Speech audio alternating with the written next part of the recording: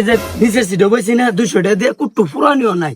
তুই দেখছস বাইরের কি গেটআপ, কি অ্যাকশন, কি একটা ডায়লগ দিছে বাবা। এই কিল্লু মাল দে খাইয়া লাই তাড়াতাড়ি। এটা বাবা 200 টাকা ফুরানি নাই। ভাইয়ের ছবি দেখলে আবার কি পুরানি? হ্যাঁ সাকিব ভাই তো নামের বই এক কথা শেষ। হুমায়ুন এই তোর দিয়ে আমগো মহল্লার হুজুরি বিচার আছে কে রে? তো হুজুরের বলে যে এলাকার মধ্যে যে টিয়া তোলে হুজুরের বেতন এবার তুই তুলছ হ্যাঁ তুলছি টিয়া দ তুই দিছি। কি টিয়া তুই দিছ টিয়া কই হাসা কথা কইতাম। হাসা কথা ই ক ও সাকিব ভাই নতুন ছবি বাড়িছে। এই ছিল মাল দে পরে যে ছবিটা দেখে আই বলছি। হাই হাই আমগো হুজুরের মহল্লার টিয়া তোরা দায়িত্ব দিছে তুই একজন সৎ পোলাপান তুই সাইবার ছবি দেখে বসছ কছে এ ভালো হয়েছে টিয়া হলে দিব না।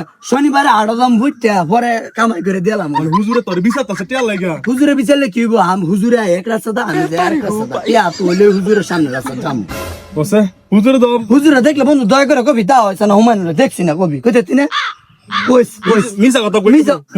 মুসলমান না আরে, সত্যবাদী রে সারা জীবন আমি মিছা কথা কইছে না বন্ধু লাগে একটা মিছা কথা কবি দোস্ত একটা কছে হুজুরে যা ব্যাট গুড় আছে সব আমি ভাঙবো তোরে আমি খাওয়া মনে তোরে কিছু খাওয়া মনে কি বের লাগাই লাগে করে হুজুরে। হুজুরের হেদিন তো বোর লগে বেল লাগছে পরে আমার দিয়ে বের ভাঙাইছে এ হুজুরে বউ না ফর্দা করে।